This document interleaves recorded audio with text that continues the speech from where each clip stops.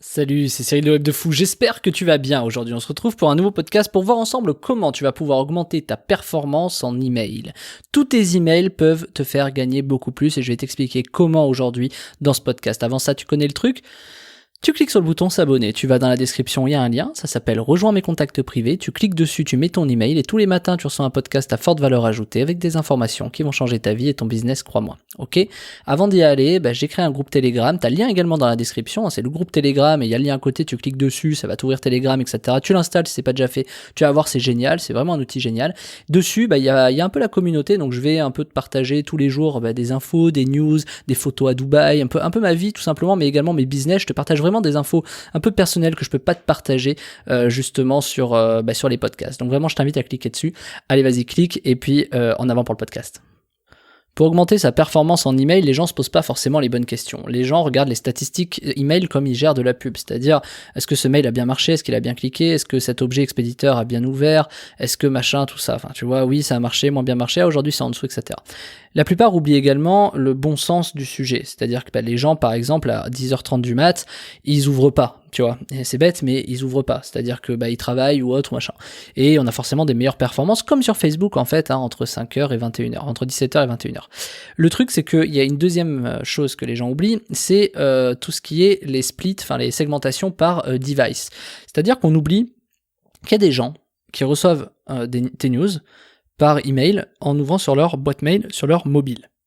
C'est bête, mais pourtant c'est vrai. Et quand ils cliquent sur le lien, ils arrivent sur une version mobile. C'est pour ça qu'on dit souvent que ça doit être responsive. Tu sais que ça doit être aussi adapté au mobile, etc., les pages que tu fais.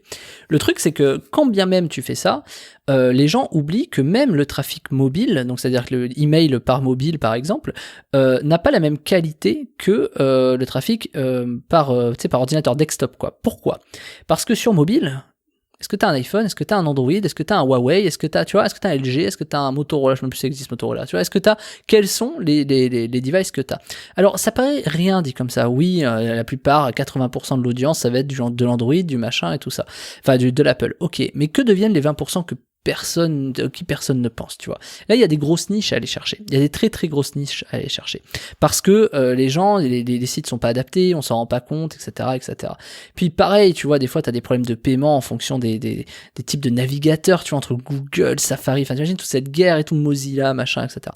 Bref, sans trop rentrer dans le truc trop technique, ce que je veux te dire, c'est que tu devrais pouvoir imaginer des ciblages où tu envoies, essaie un jour, plutôt que d'envoyer à toute ta base, d'envoyer plutôt à ceux qui ont des iPhones et plutôt à ceux qui ont des Android.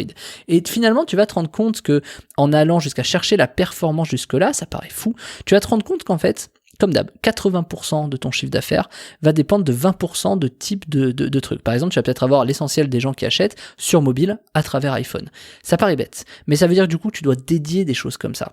Parce que quand tu as un écran, quand tu as un machin, tu peux voir un peu la qualité d'image que tu as. Et travailler ça, c'est plus intelligent que le reste. Exemple, si tu fais de l'acquisition sur Facebook, à quel moment tu peux pas te dire que les gens ils sont sur leur téléphone sur mobile, tu vois. Les gens, ils sont sur leur mobile, en tout cas dans la grosse majorité.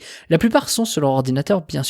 Moi, je regarde mon fil d'actualité personnel et pourtant, j'aime pas trop Facebook, mais j'ai mon fil d'actualité personnel que je regarde sur mon téléphone, je regarde pas sur l'ordinateur, parce que c'est beaucoup plus intuitif, et va même au-delà de ça, étudie toi, est-ce que tu as plus de plaisir à regarder ton TikTok, ton Instagram ou ce que tu veux sur ton ordinateur ou sur ton mobile? Tu vas voir qu'il y a des choses qui sont vraiment développées. Facebook est très très bien développé pour le mobile. Sur le desktop, c'est pas ouf quoi, tu vois, parce qu'il y a une application, ça paraît bête, mais tu vois, scroller avec ta souris, c'est moins impliquant qu'avec ton pouce, tu vois, ou avec ton index sur le téléphone, c'est beaucoup moins impliquant, ça paraît, c'est le même geste, mais c'est moins impliquant.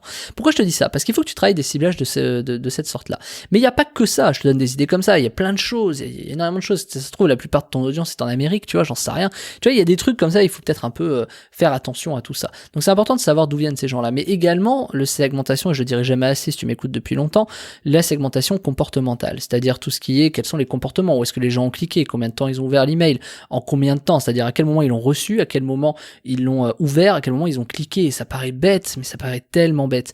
Mais des fois, la différence qu'il y a entre le moment où le mail est délivré et le moment où le mail est ouvert, tu vas te rendre compte si tu fais des croisements que les gens en fait ouvrent à 80% toujours à la même heure. Et ça va te permettre, juste sur un truc aussi bête, de te dire ah mais tiens, peut-être que je vais envoyer plutôt à cette heure-là. Et pourtant, moi je suis pas fan, si tu me connais, tu sais que je suis pas fan de envoyer à 13h machin, et c'est pas du tout ça que je te dis, c'est juste que plutôt que d'envoyer peut-être à 3h du matin, ça paraît bête, envoie-le peut-être plutôt à 10h, tu vois. Ça paraît bête, mais voilà, ou envoie-le plutôt à 17h, tu vois. Ça paraît vraiment bête, mais pense à ça.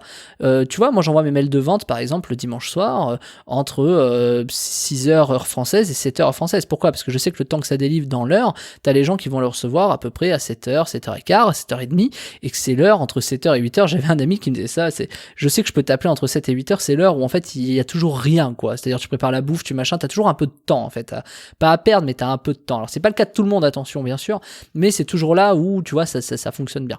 Et du coup ces ciblages là c'est important d'aller les chercher. Mais évidemment le comportement est ce qu'il y a de plus vendeur en fait. Donc tu peux aller plus loin ou moins loin, tu vois ça comme tu veux, en disant finalement juste mes ouvreurs et mes cliqueurs sont des gens qui cliquent. Est-ce que c'est des gens qui cliquent ? Si tu fais tous ceux qui ont ouvert et cliqué il y a moins de 30 jours, tu as finalement la crème de la crème des gens qui vont pouvoir t'aider à augmenter tes performances tout simplement. Pourquoi ? Parce que ces gens-là, tu les travailles peut-être pas assez au corps, tu vois. Je vais te donner une règle qui est vraiment toute bête. Mais plus tu communiques à tes acheteurs tes offres, plus ils vont acheter. Ça paraît bête ce que je te dis, mais pourtant c'est vrai. Plus tu communiques à tes acheteurs, plus ces gens vont acheter. Donc communiquer à ceux qui n'achètent pas, t'as deux écoles. Oui, mais je veux gagner plus de clients en allant chercher ceux qui n'achètent jamais chez moi. Ouais, si t'es marketeur, tu sais très bien que c'est vraiment le truc le plus idiot à faire, parce qu'il faut quand même faire de l'argent et avoir des gens qui achètent, tu vois, ça paraît bête, mais je le dis. Alors que certains vont se dire ok, travaillons mieux les acheteurs, travaillons mieux ces gens en leur proposant d'autres choses, tu vois, beaucoup de choses différentes, tu vois, à travers de l'affiliation, à travers plein de choses, je sais pas, mais ces gens-là sont prêts à mettre de la carte bleue, donc c'est important de pouvoir leur proposer des services qui soient en adéquation avec tes valeurs, tes principes, tes idéologies, peu importe, hein, mais c'est des choses qui fonctionnent très bien. Par exemple, moi je sais que demain, si je dis à mon audience, à toi qui m'écoutes, d'aller voir tel gars qui peut apprendre tel truc, je sais que tu vas me croire parce que moi je te le dirai, je l'ai testé, c'est pour toi, je sais que machin, donc voilà, et ça c'est important. Je le fais pas trop aujourd'hui, et moi comme j'ai toujours dit sur ce podcast, moi l'affiliation je suis pas très fan, vraiment si j'en fais c'est vraiment avec des gens que j'apprécie beaucoup, et il y en a pas énormément que j'apprécie beaucoup, donc voilà, mais il y a qu'avec des gens comme ça que je le ferai. Donc je te dis ça parce que en vérité, ces segmentations-là, d'ouvreurs, de cliqueurs, on n'y pense pas assez, on essaie, je sais pas, on court après une statistique de taux d'ouverture ou de taux de clic global.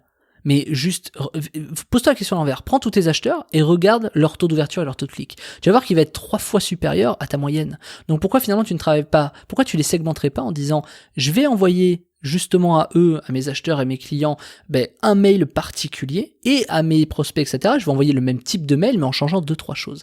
Tu vas voir que les gens vont pas avoir la même expérience. Ça te permet même d'ab-tester des choses sur tes acheteurs et des choses sur tes prospects. Je te dis ça parce que moi, je l'ai fait fut un temps. Ça, tout ça, maintenant, dans mes business d'affiliation et d'emailing, c'est automatisé. Mais tout ce qui est A/B testing, c'est device, etc., moi, j'ai trouvé des trucs dans mes types d'audience qui marchent constamment. Je le fais pas encore sur Web de Fou, mais je te le dis vraiment, il y a des trucs qui fonctionnent énormément dans de l'affiliation, dans l'emailing, etc. À partir du moment où tu peux couper tes devices, donc iPhone, Android, comme je te disais, mais également ceux qui ouvrent tout le temps tes emails, ceux qui ne les ouvrent pas, ceux qui s'en vont mais qui reviennent. Il y a des comportements, tu te rends pas compte, voilà. Et il faut savoir qu'au fur et à mesure du temps, plus t'avances, plus t'as des gens qui se désabonnent, et plus quand les gens se réabonnent, tu les re-shootes jamais.